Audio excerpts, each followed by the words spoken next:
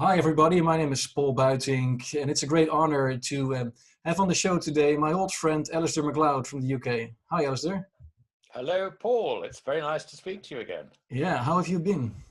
Well, been fine. We're in lockdown. Gold is running. What's not to like? Except the economy's absolute trash. But, that small detail we can live with. Yeah, at least the upside is then that gold is going up, and that's something you've been talking about for all these years, of course. Maybe to start off, you are on record to have said that you don't like big government and you ideally don't want government expenses to be more than 20% of GDP. Given your state of mind, how would you have dealt with the economic effects of Corona if you were, let's say, Boris Johnson? Well, I think Boris has probably done as much as he can. The problem is that he's inherited a system which is really not fit for purpose. I mean, this country is meant to have done pandemic planning. It's always had, within the system, the idea that we've got to plan for pandemics and we've got to be ready. But of course, nobody bothered to do it. And the other problem is that you can think in terms of influenza or something like that, but this is something which is completely different. It's completely unknown. So how do you respond to it? So in a sense, not only have we not planned for it, but we were not ready to understand it. We couldn't understand it. And I think under those circumstances, it was a bit of a baptism of fire for Boris. And of course, he caught it, which was really a very sobering thing. I mean, he very nearly died from it. And I think that actually did shake up people's view on this quite a lot, because until then, everybody was saying loss of freedom, how dare the government tell us to do this, they are, and people weren't social distancing. But once Boris got it, I mean, that really was, I think, a wake-up call for everybody.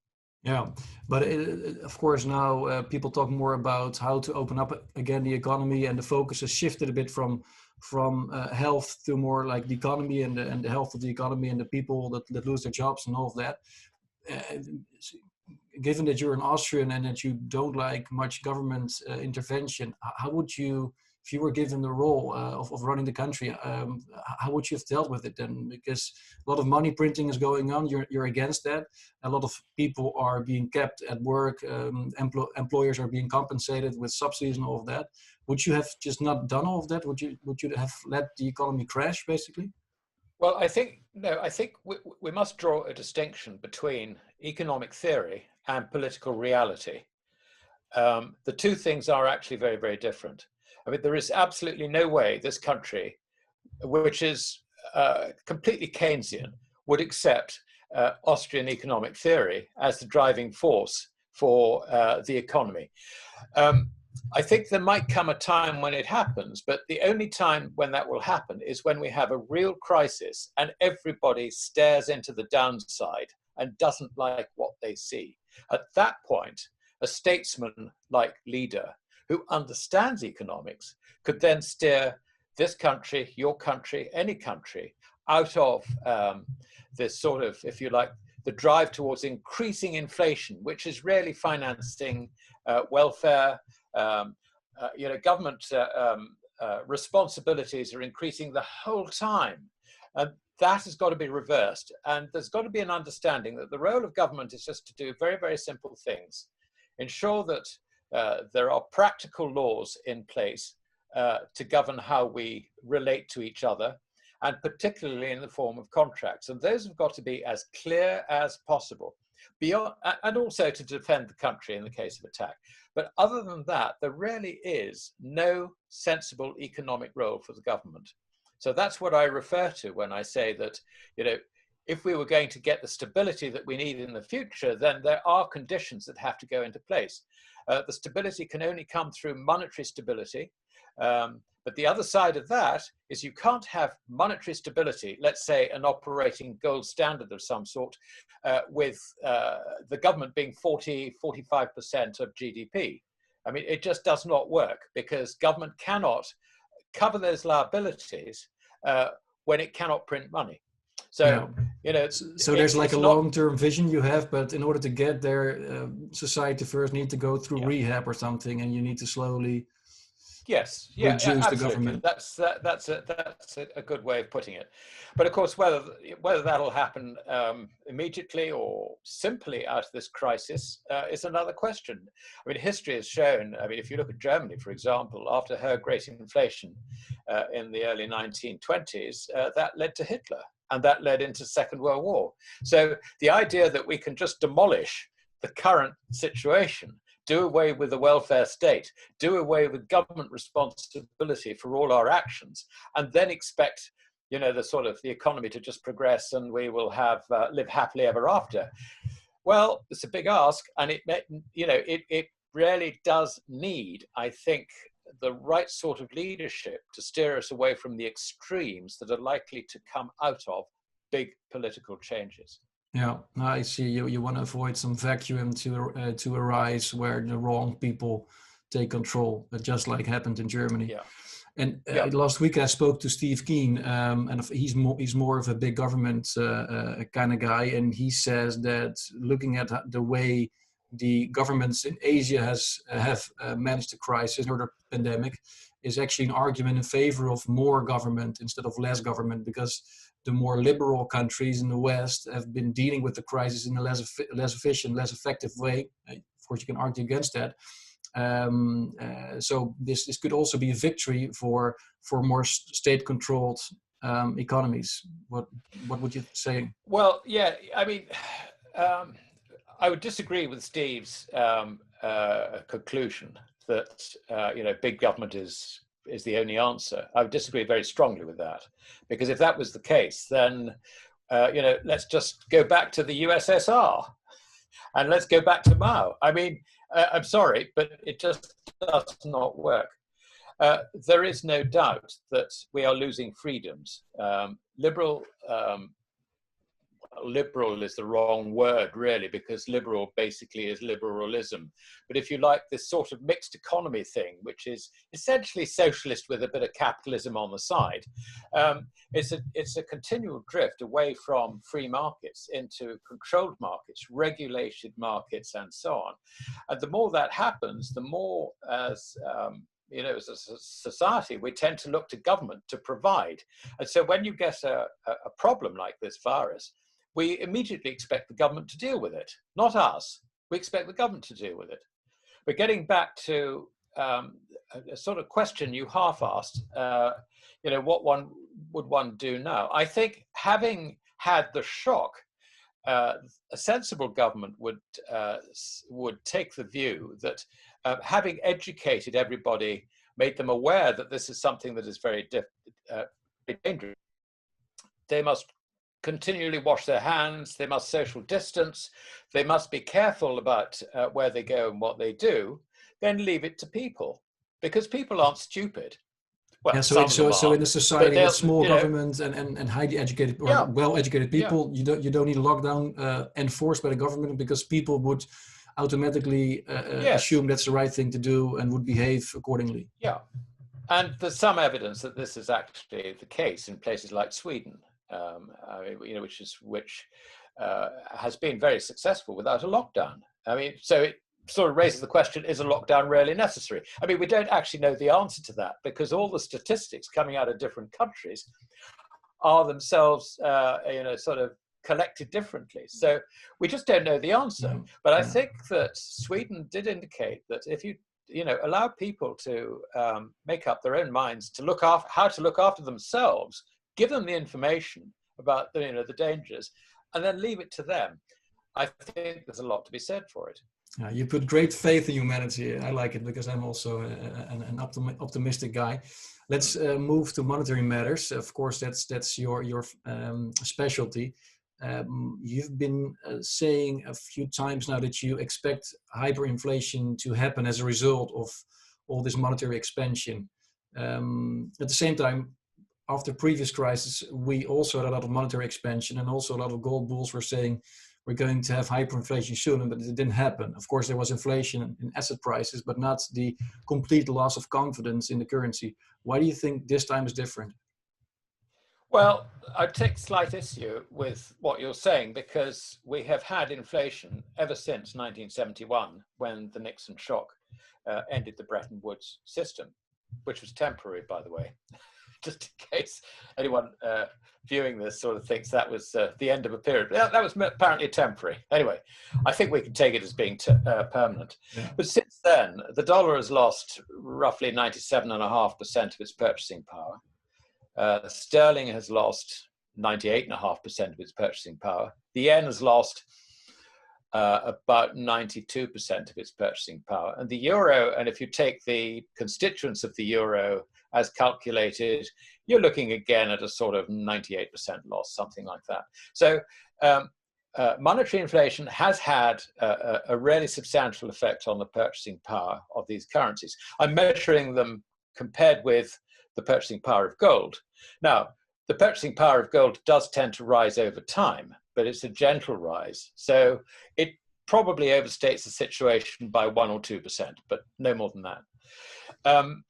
So we've had that sort of long period, if you like, of a drip feed of loss of purchasing power for paper currencies. If you look at the history of collapse of paper currencies, you very often get that sort of long run-in. And then suddenly there comes a point where the public wakes up to what's happening to the money. They realize that it's not the prices of the everyday goods rising, that they buy rising. They begin to think, hold on a minute, something happening to our money. And there's something fascinating in cryptocurrencies in this respect, because if you look at what's happened particularly with Bitcoin, people have now been educated that through the relative pace of the issuance of a cryptocurrency like Bitcoin, which is very, very limited, compared with what governments do with fiat currencies, they're waking up earlier than we might otherwise have thought in history, as intelligent members of the public. Intelligent Chinese, intelligent people in California, people like you, dare I say, you suddenly realize that, hold on a minute, it's money going down, not prices going up. So what do? Get rid of the money. And when the general public latch on to that, there is no hope for the currency.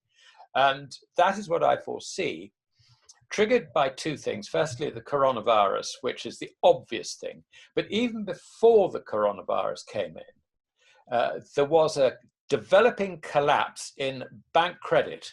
The amount of liquidity within the monetary system. I mean, we saw back in September, mid-September, the repo market in New York failed. Now, when we say failed, basically what we mean is that the contraction of available bank credit was such that there was suddenly a crisis and the rate jumped from the sort of 1.5–2% level up to 10%. So the Fed then had to step in, because obviously if it didn't step in, it was going to lose control over interest rates.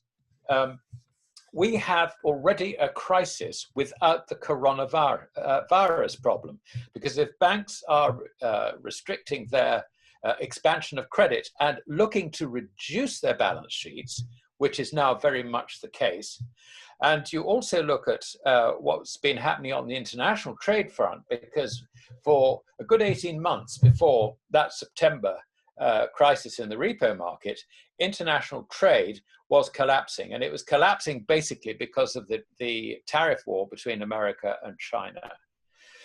There is precedent for this, the combination of end of credit cycle and tariffs, and that was October 1929, when the Smoot-Hawley Tariff Act was passed by Congress on the 30th of October that year. That month, when the market got, if you like, began to sort of get nervous about these things, that month the Dow Jones fell 30% top to bottom. There was then a period of consolidation while there were attempts by Hoover to try and rescue the system. They tried to inject more money into the system. They were doing what the Fed is doing now, but on a relatively minor scale. And by the middle of 1930, it was beginning to fail. Hoover signed Smoot-Hawley into law. I think it was in about May or June 1930. And then Wall Street just slid down and down and down. And by the time it had finished, it lost 90% of its value from the top. Yeah. We have exactly the same situation without the coronavirus. Take that situation, put the coronavirus on top, you can see the damage that is being done. And we're only just beginning to see the start of it. But it is quite similar to the narrative that, because I was working for gold money back in the day as well, and I've been in this alternative money sphere for God knows how long. But after the previous expansion, a lot of people were also exactly drawing historical parallels and saying, look, this has to end in hyperinflation. But at least what the central banks did, they gave the system another 10, 12 years to breathe. Not saying it's the right thing to do, but they were able to extend and pretend. Why would they not be able to do that again? Purely because of the scale of it. I mean, I remember that time, and I remember you and I were talking about it. I reckoned that in the wake of the Lehman crisis, the Fed effectively wrote checks totaling about $13 trillion. And because they took in the whole of the mortgage system and so on. And that was unprecedented. And I think being a purely financial crash, which is what it was a financial crash, we all heaved a sigh of relief and said, thank goodness they've saved the banking system. This is different. This is an industrial problem. And by definition, we're then talking jobs. We're talking about increased costs on government from welfare. We're talking about throwing money at the underlying economy. Now, if you throw money at the underlying economy, then you debase the currency as it is used in the underlying economy. And that is one of the two essential differences between the aftermath of the Lehman crisis and the likely aftermath of this one. The other one is that the Fed is taking on a far larger problem this time. One of the things that's notable about the whole system shutting down is the supply chains have been disrupted. Now, the other side of supply chains are payments. If I don't deliver the part manufactured good that you turn into something bigger, you're not going to pay me. Meanwhile, I've got wages, I've got establishment costs, I've got all the costs of manufacturing, but I can't get it to you, either because of transportation problems, or I can't complete making my bit because one of my suppliers is not supplying me. He's on, he's shut his factory, or he's been told to shut his factory, or whatever. So really, if you look at the extent of this, it's not GDP, it's far larger than GDP. You have to look at a statistic called gross output. Gross output tracks all the payment flows in the different stages of the manufacture of a product. Gross output in America is in the order of $38 trillion. Now, I'm not saying double GDP or something, is that? It's more or less double, yeah, not quite double. But and it probably doesn't capture it all, actually, because it's the nature of a statistic like that. What we're looking at is probably not supporting $38 trillion worth of supply chain payments, but it's a very big figure. It could easily be 20 trillion. And then there's the overseas side, because that is only the payments chain. Gross output is the payments chain within America. But you've got goods which are imported into America, machinery, bits of machinery, bits of your iPhone, whatever it might be. I mean, it is so vast. And to an extent, the Fed has dealt with that by increasing swap lines to a number of banks. I mean, originally there were 6 banks, they were the major banks, and now they've added about another, I think, 7, 8, 9 banks, which are sort of, if you like, second tier central banks, where they have now got these swap lines going. Notably, not with China. Yeah. So I wonder, there is a political element in this which is rather unwelcome. But anyway. Yeah, but supply chains are also starting again, right? For example, now that there was no hand sanitizer and masks available a few weeks ago, and now I see everyone trying to offer them, even with a discount, probably because they've too much in stock. So supply chains are slowly but surely being restarted again. Of course, you have the old invoices to deal with and the old costs, but that's then, I guess, where the Fed and the central banks and governments try to provide a backstop. So it can be But I mean, do not Continue. underestimate the size of this. Now, on top of that, they have another thing, and that is they've got to fund the government deficit, which is just going Yeah. bananas. I mean, the total receipts, US government receipts are less than 4 trillion, 3.7 trillion or something. That is going to collapse, obviously, because taxes. And at the same time, the government is, through the Treasury, has been sending out checks to every family. You've got, I mean, the estimates for the government deficit are now rocketing to considerably more than their total receipts. I mean, so instead of it being a balancing figure, you've got sort of income and output, income and expenses, and the expenses are less than the income, or the expenses are slightly more than the income, like $1 trillion or something. We're now looking at the expenses are, they just dwarf the income. The income's sort of, basically being wiped out, but the expenses that the government are incurring are absolutely enormous, greater than their, the previous, if you like, total figures. Yeah. So you've got that, and importantly, the other thing is that the approach of the Fed is to try and preserve the, sort of personal wealth, if you like, the wealth effect. Try and keep the show on the road. If people feel wealthy and happy, then everything will be all right, is the sort of mantra. This has been the case, actually, ever since Greenspan. But now they have got to support the whole of the domestic and international financial markets and make sure that they don't go down. Why? Because the one thing they can't afford to see is the cost of funding for the US government to rise.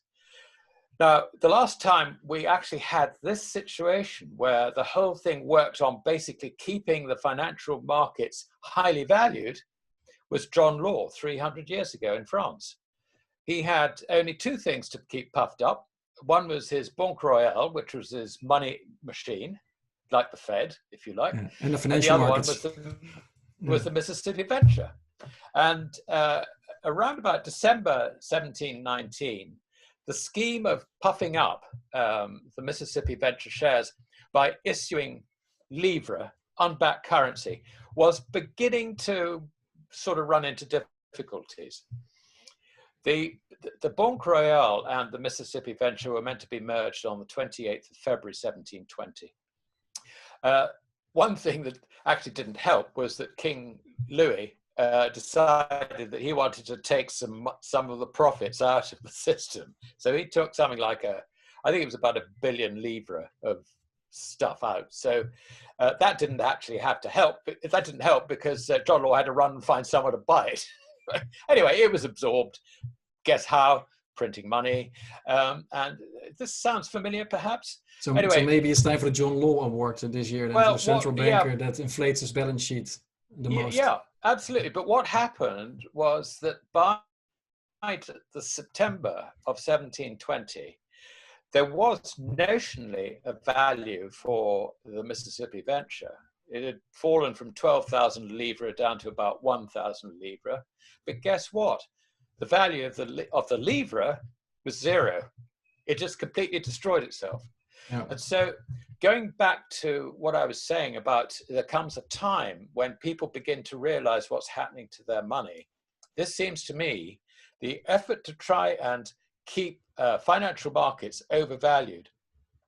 If it fails, and it will fail, in a similar fashion to John Law's experiment, then I would think by the end of this year, there's a strong possibility that fiat currency won't exist anymore. And do you believe then that indeed, like you said, the American people wake up and they pull the plug, or foreign creditors pull the plug because they don't trust the dollar anymore? That's a very good question, because you've highlighted the two ways in which this happens. The first thing that will happen is foreign creditors. Now, foreign creditors, I mean, we see a lot written about how in a crisis people need dollars. No, that's not true. They need dollar liquidity. And the point behind this is that foreign creditors already own something like $25 trillion worth of securities, short-term instruments, and also bank deposits. So they've already got the dollars. It's just a question of liquidity. So they will sell down their US treasuries. That I have no doubt. They will reduce their portfolios in dollars. Why? Because they need the money back at home. I mean, if you've got a problem, you know, if you're, let's say, a British company and you've got a whole load of dollars over there and you've got trouble back here, what do? You sell your dollars because you've got to pay your bills in pounds. So I can see that the first thing will be a run against the dollar will develop. And the effect on domestic prices is likely to hit particularly hard through food. We've already got supply disruptions in the essentials, if you like. I mean, you referred earlier to things like hand sanitizer and so on and so forth. Yeah. Hamburgers probably more important to the Americans, but you can see that food prices are already rising because of disruption in the supply chains as much as anything. And the other thing about it is that once the dollar starts going, then the international price for basic foodstuffs will go up in dollar terms. And that will then put an extra twist on it. Now, if I can just go back to John Law, the real problem that really surfaced in France at that time, which made it politically very difficult for him to continue with this scheme, was that as people were taking money out of his financial system, they were spending it in the real economy and driving up prices, which meant that the poor, who basically lived at a subsistence level, I mean, everybody lived at a subsistence level until the Industrial Revolution, they starved. And when you get that, you then get the revolution. You get all those social strains which threaten to overturn the status quo completely. And isn't that also called the Cantillon effect, where the people that get the money first, they are able to profit from it, and then in the end, when it comes to people, for example, like you just described, the poor people, they only get the new money when already the prices are going up, and that will be then the waking up moment for ordinary people. That's the currency is being debased. Yeah, exactly that. Yes. I mean, it's always the rich get it first, and it then sort of trickles down. And by the time the poor get it, they're not earning any more. All they see is food prices go up. And think about pensioners living on fixed pensions. They suffer as well. So you've got if you like, a very explosive mixture building. I think once that happens. And then the second stage, once it's gone down in the foreign exchanges, the second stage is the people begin to wake up to what's happening to their money or their government's money. And they then begin to realize that it's the money going down, not prices going up. What they should do is just get rid of the money as quickly as possible. I mean, in Germany in the 1920s, that period took roughly 6 months, 6 or 7 months, from about May to November, when the mark became completely worthless. John Law's time, to about 6 months on it. I mean, we have form, if you like, that suggests that once this process starts, there is not very much time left for the currency involved. But could it also be that now there is a way out? There is a way out of it, Paul. Yeah, there is a way out of it, and that is introduce gold backing, proper, believable gold backing for the currency, so that the currency acts as a gold substitute. But in order to do that, you need to fundamentally change the role of government within society. Society has to look after itself. You have to go back to free markets. And government must cut itself back all the way to, my guess is less than 20%. And if you can get it well under 20%, so much the better. Any more than that, and nothing is sustainable. Yeah, but if we arrive at free markets, and of course people can choose their own monies, there is also a chance that especially the younger generation would prefer Bitcoin over gold. So it will then be a battle between different currencies, and it's not certain that gold will win that fight. Well, no, it is certain, because look at it this way. If paper currencies go, what are you going to price your Bitcoin in? You've got to price it in gold. Then you can also say you have to price gold in Bitcoin. The same argument. No, it won't be the other way around, because if you look at the volatility for Bitcoin is far greater than the price of gold. Gold will be the stable currency, Bitcoin then, unfortunately, in those circumstances, it loses its reason for existing. So Bitcoin's life, I believe, is tied, if you just sort of think through the theoretical aspects of it, Bitcoin's life is tied to the life of paper currencies. Once they go, the whole rationale for a Bitcoin or something like that goes. I mean, apart from anything else, you're going to need speculative demand to drive it. And in the circumstances we're talking about, speculators are broadly wiped out. Yeah, but the gold price will also be very volatile. As soon as paper currencies go, then of course gold will appreciate. But that's a scenario. There will be, of course, everyone always says it took the same amount of gold to buy a suit in Roman times as it is to buy a suit right now. But if gold becomes the dominant money worldwide again, prices measured in gold, you will have to pay. You have to spend less gold to buy that same suit if gold becomes the dominant money. Isn't that true? Well, I mean, if you're looking at that sort of collapse situation, there is no doubt that the purchasing power of gold will rise in its own right quite significantly. What you can't untie is the element which comes from the collapse in consumer demand or demand for consumer goods from the actual increase in the purchasing power of gold in its own right. There are two elements to this, if you like. But gold is a far more stable entity than Bitcoin ever is. I mean, I ran a chart of Bitcoin priced in gold, and it's just, I mean, okay, Bitcoin goes up, lovely, but it is incredibly volatile. Now, I know you are a great follower of Bitcoin, but you must admit, by far the more volatile of the two is Bitcoin. It is not suitable for transactional money.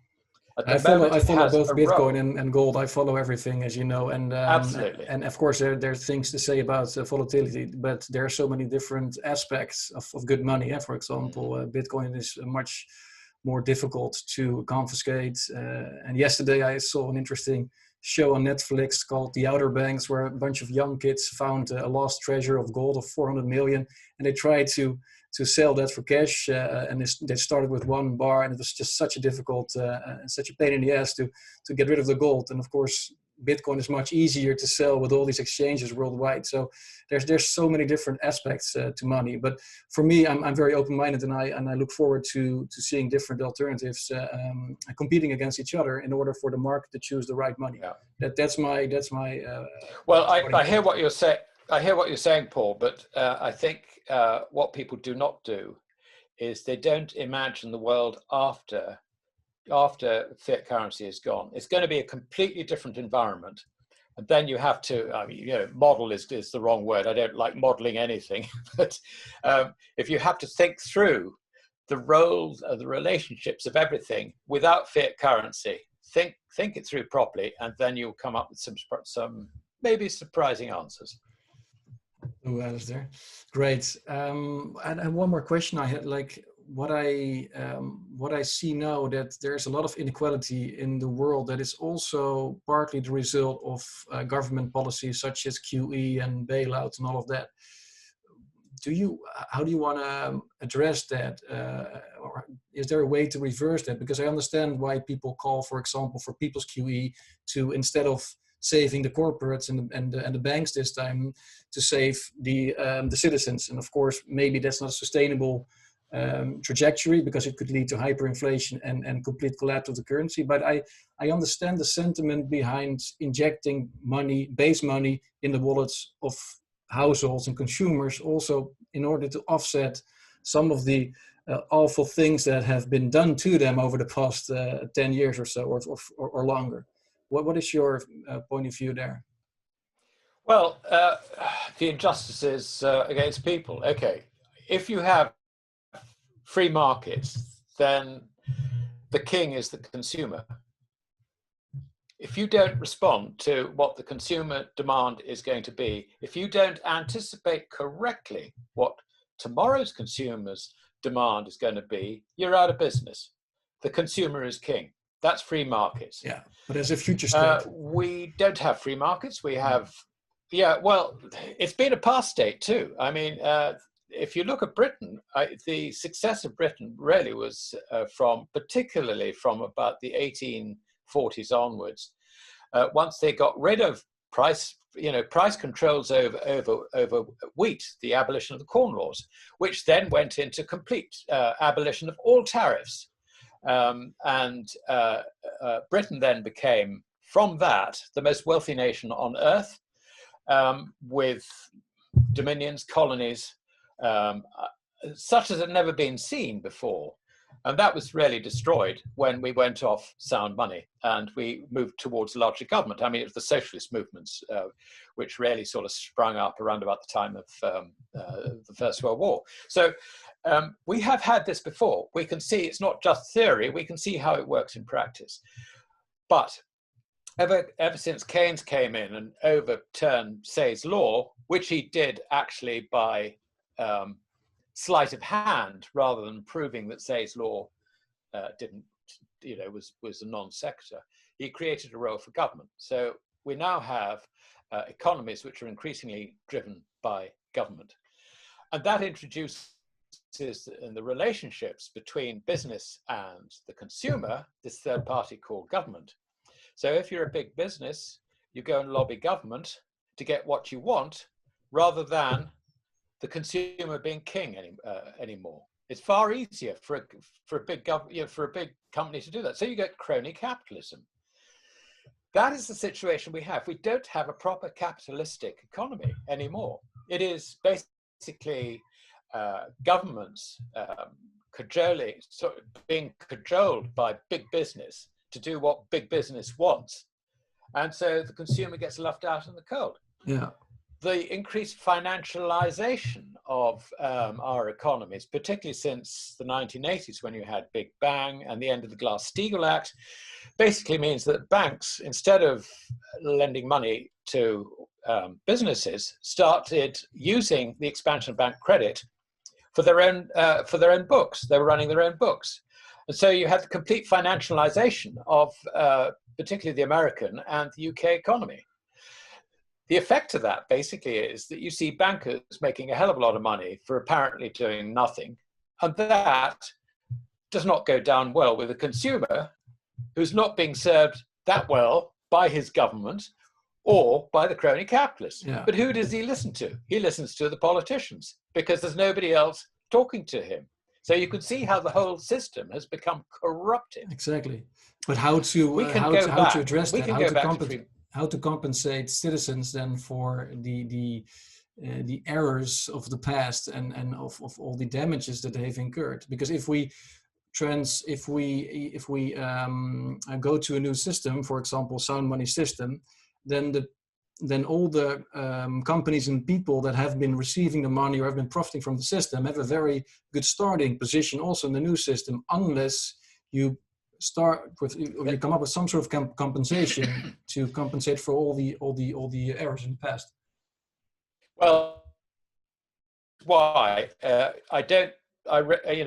while I fully understand the non-inflationary environment and what is required, I don't see us getting there without an awful lot of pain. And the pain is likely to come in crisis first, solution second. It may not even be as easy as that. It could be crisis first, another crisis, another crisis, another crisis, then solution. But just bear in mind that before the 1930s, in the previous slump, which was 1920-21, I mean, it was a very deep slump, but very, very quickly, we got out of it. And we got out of it basically because government took the view, stand back, let people sort it out. Then along comes President Hoover, followed by FDR with his New Deal, and really from about late 1929 all the way through to the start of World War II, the American economy and also the rest of the world was basically in a prolonged slump. Why? Because government was interfering with everything. If we look to government to resolve our problems, then we sit back and we wait for the solution to come from government. If we understand that government isn't going to resolve our problems, then we get on with it. And that is the difference, if you like.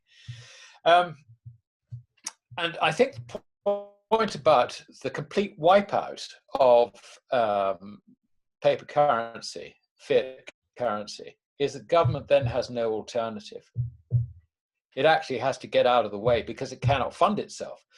It might try to struggle on and make lives, all our lives, unpleasant as a result.